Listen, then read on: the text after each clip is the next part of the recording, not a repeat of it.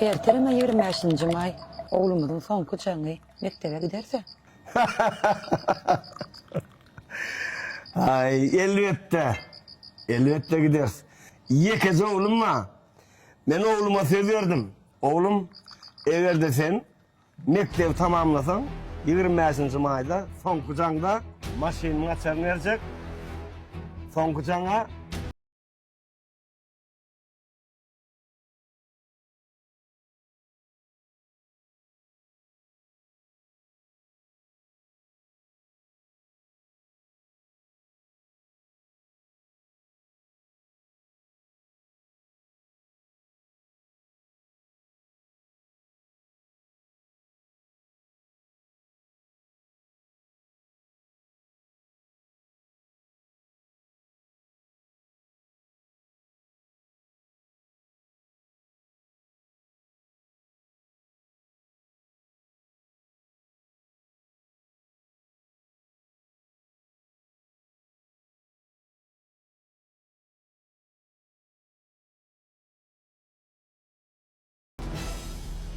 Kakası.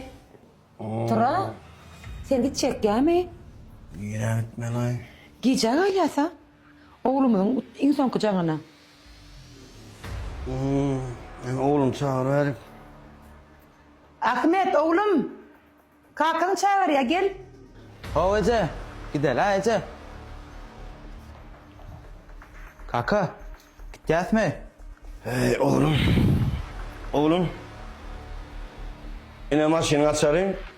Ecene minirde ödün sık gidiver. Bir radar verse de cennet kalkana düşündün mü? Kaka, senin mi? Hurra! Ahmet, intikam geçti. Sürme. Ece, kakam ruhsat verdi. Ya gidelim Ece ya. Ben yürüyorum bırak karsız ya. Ece Sürme gidelim, oğlum. kakam ruhsat Hadi verdi. lan işte. Sürme oğlum. Один только бас наш кап. Это не эффект кап-кап. Без мат, стелим на мат. Жгу деньги на жаркое Пабло. Пабло.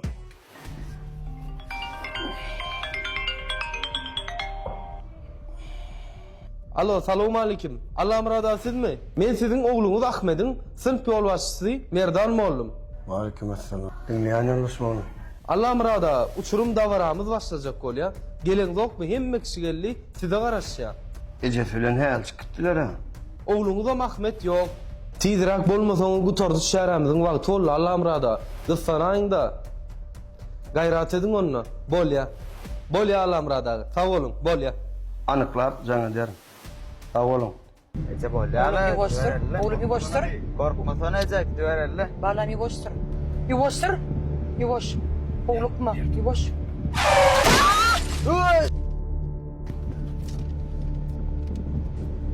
Şimdi bu ne tanış? Oğul kim karı? Alo. Allah murada siz mi? Avumen. Siz kim? Ben hastaxanadan aýlyam. Sizin aýalyňyz, oğluňyz yol hadisasyna size var bolup hastaxana getirdiler.